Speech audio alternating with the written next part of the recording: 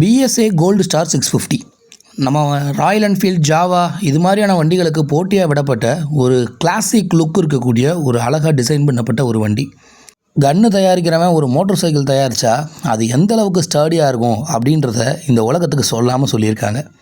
And இதில் ரொம்ப Impress பண்ண ஒரு ஃபீச்சர் வந்து இந்த கீ. இது வந்து உங்களால் டூப்ளிகேட் போட முடியாது. இந்த சாவியை, இந்த பர்டிகுலர் கீயை தான் நீங்கள் யூஸ் பண்ணி ஆகணும். காரணம் என்னென்னு பார்த்தீங்கன்னா, இதில் கீ இம்மோபிளைசர் அப்படின்னு ஒரு டெக்னாலஜி இருக்குது. ஸோ ஒரு வேளை உங்களுக்கு சாவி ஏதாவது மிஸ் ஆச்சுன்னா நீங்கள் அதையும் சேர்த்து மாற்றுற மாதிரி வரும். அண்ட் இந்த வண்டியினுடைய இன்ஜின் வந்து பார்த்திங்கன்னா இந்த பர்டிகுலர் பைக்கினுடைய ஒரு ஹைலைட் அப்படின்னே சொல்லலாம். ரொம்ப ஸ்மூத்தான, ஒரு வைப்ரேஷன் அதிக அளவு இல்லாத ஒரு சூப்பர்பான ஒரு இன்ஜின் வித் 5 ஸ்பீட் கியர் பாக்ஸோடு வருது. ஆனால் ஏன் 6th கியர் கொடுக்கல அப்படின்லாம் தெரியல. பட் 5 ஸ்பீட் கொடுத்துருக்காங்க. அண்ட் ரொம்பவே நல்லா இருக்கக்கூடிய ஒரு இன்ஜின். இப்போ இந்த இன்ஜின்லேருந்து ப்ரொடியூஸ் ஆகக்கூடிய இந்த எக்ஸாஸ்ட் நோட் எப்படி இருக்குது அப்படின்றத நீங்கள் ஒரு தடவை கேளுங்க.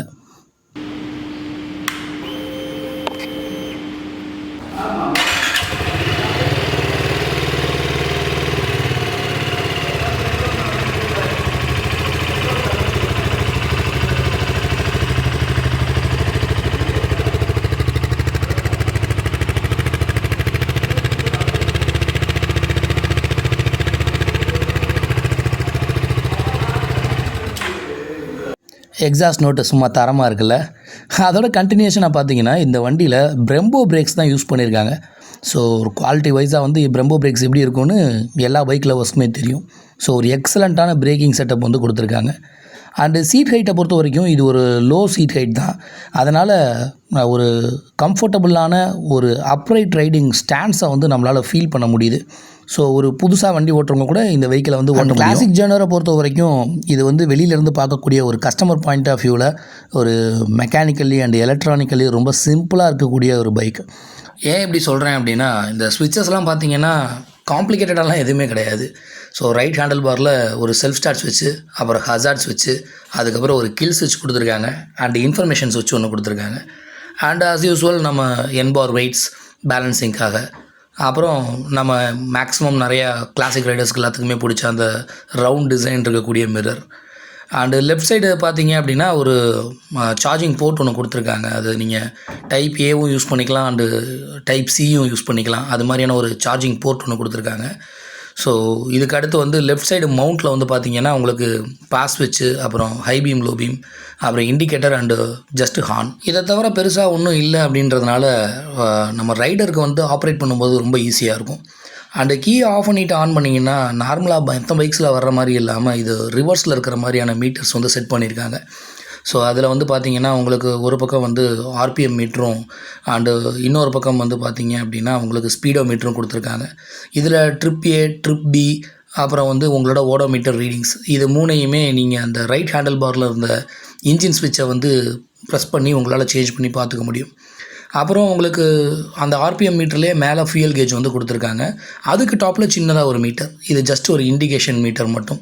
ஆயில் லெவல் கம்மியாக இருந்தால், ஏபிஎஸ் ஃபங்க்ஷன் ஆகலை அப்படின்னா, சைட் ஸ்டாண்ட் போட்டிருந்தீங்க அண்டு நியூட்ரல், இந்த மாதிரியான டீட்டெயில்ஸ் எல்லாத்தையுமே சொல்கிறதுக்காக ஒரு சின்ன மீட்டர். அண்டு இந்த 650cc இருக்கக்கூடிய இன்ஜினில் டூயல் ஸ்பார்க் ப்ளக் யூஸ் பண்ணியிருக்காங்க. அது அப்படியே இன்லைனாக வச்ச மாதிரி ஒரு ஸ்பார்க் ப்ளக் உள்ளே அண்ட் இன்னொரு ஸ்பார்க் ப்ளக் வெளியிலன்னு கொடுத்துருக்காங்க. அண்ட் இந்த வண்டியில் வந்து பார்த்திங்கன்னா உங்களுக்கு லிக்விட் கூல்டும் இருக்குது அண்டு அஸ் யூஸ்வல் ஆயில் கூல்டும் இருக்குது. அதனால் இந்த ரெண்டையுமே நீங்கள் கரெக்டாக மெயின்டைன் பண்ணி ஆகணும். ஆயில் லெவலும் வந்து அரௌண்டு 2.5 லிட்டர்ஸ்க்கு மேலே வந்து நீங்கள் ஊற்றுற மாதிரி இருக்கும். ஆயில் நார்மலாக மற்ற வண்டியில் ஃபில் பண்ணுற மாதிரி இல்லாமல் இந்த சைட் டோரை ஓப்பன் பண்ணிங்க அப்படின்னா அதுக்குள்ளே வந்து உங்களுக்கு ஆயில் ஃபில் பண்ணுறதுக்கு உண்டான டேங்க் வந்து கொடுத்துருக்காங்க. ஸோ இங்கேயும் ஒரு கீழே வந்து பார்த்தீங்க அப்படின்னா ஒரு ட்ரெயின் போல்ட் இருக்கும் அண்டு இன்ஜின்லையும் ஒரு ட்ரெயின் போல்ட் இருக்கும். நீங்கள் ரெண்டையுமே கலட்டி விட்டுட்டு தான் நீங்கள் வந்து ஆயில் வந்து ட்ரெயின் பண்ண முடியும். ஸோ அது வந்து பார்த்திங்கன்னா ஒரு டிஃப்ரெண்ட்டான ஃபீச்சர். ஸோ இந்த டேங்க்லேருந்து இன்ஜினுக்கு இப்போ ஆயிலை இழுக்கிறதுக்காக ஒரு ஆயில் பம்ப் ஒன்று, அந்த இன்ஜின்குள்ளே ஆயிலை சர்க்குலேட் பண்ணுறதுக்காக அதில் ஒரு ஆயில் பம்ப் ஒன்று. ஸோ 2 ஆயில் பம்ப்ஸ் வந்து பயன்படுத்தியிருக்காங்க. ஸோ ஆயில் சர்க்குலேஷன் வந்து நம்ம நார்மலாக மற்ற வெஹிக்கிள்ஸை பார்க்குறத விட இதில் இன்னும் பெட்டராக இருக்கும் அப்படின்னு சொல்கிறாங்க. அண்ட் இந்த ப்ளூ கலரில் இருக்கிற நாபை இழுத்திங்கன்னா சீட்டை ஓப்பன் பண்ணுற புல் டைப்பு ஸ்விட்ச் வந்து அது. அண்ட் ஆயில் லெவல் நீங்கள் இங்கே தான் பார்க்க முடியும். இதில் வந்து பார்த்திங்கன்னா நம்ம இந்த டேங்க்கில் வந்து ஒரு சின்னதாக ஒரு டிப்ஸ்டிக் ஒன்று கொடுத்துருக்காங்க. ஸோ அந்த டிப்ஸ்டிக்கில் உங்களுக்கு ஆயில் லெவல்ஸ் வந்து அவைலபிளாக இருக்குது. ஸோ நீங்கள் அதை வச்சு ஆயில் வந்து மினிமமாக இருக்கா இல்லை மேக்ஸிமமாக இருக்கா அப்படின்ற டீட்டெயிலை வந்து தெரிஞ்சுக்க முடியும். ஸோ இதுதான் வந்து பார்த்திங்கன்னா அந்த டிப்ஸ்டிக் வந்து. ஸோ நீங்கள் மெயின்டைன் பண்ணுறது வந்து இதில் மிட்லையாவது மெயின்டைன் பண்ணணும். அண்டு இந்த பர்டிகுலர் மாடலில் சீட்டுக்கு அடியில் வந்து பார்த்திங்கன்னா உங்களுக்கு டூல் கிட்டு வைக்கிறதுக்கு உண்டான அந்த ப்ரொவிஷன் வந்து கொடுத்துருக்காங்க. அண்ட் வெஹிக்கிளோட பேட்டரியும் வந்து சீட்டுக்கு அடியில் தான் கொடுத்துருக்காங்க. ஸோ அதனால் வந்து உங்களுக்கு பேட்ரி வந்து சேஞ்ச் பண்ணணும், அதில் டூல் கிட்ஸ் வந்து எடுக்கணும் அப்படின்னா அது ரொம்ப பெரிய கன்ஸ்டன்ட்டாக இருக்காது.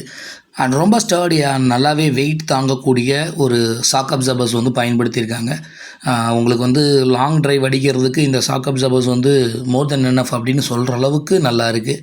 டயர்ஸ் வந்து பார்த்திங்கன்னா 150க்கு 70, அதில் R17 அப்படின்ற டயர் வந்து ரியரில் வந்து பயன்படுத்தியிருக்காங்க.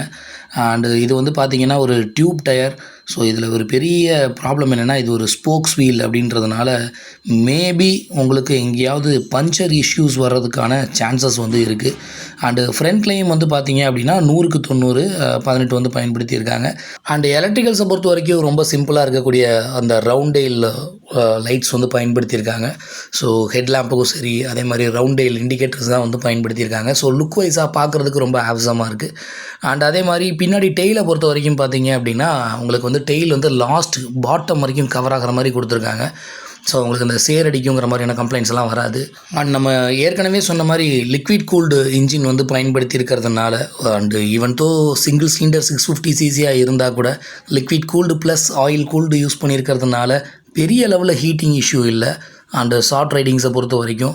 பட் இதே இது நீங்கள் ஒரு லாங் ட்ரைவ் போகிறீங்க அப்படின்னா ஸ்லைட்லி அந்த ஹீட்டை வந்து உங்களால் உங்கள் லெக்கில் வந்து ஃபீல் பண்ண முடியும். அண்ட் இன்னொரு அடிஷ்னல் ஃபீச்சர்ஸ் வந்து என்ன அப்படின்னு பார்த்தீங்கன்னா இந்த இடத்துல ஒரு சாக்கெட் ஒன்று கொடுத்துருக்காங்க.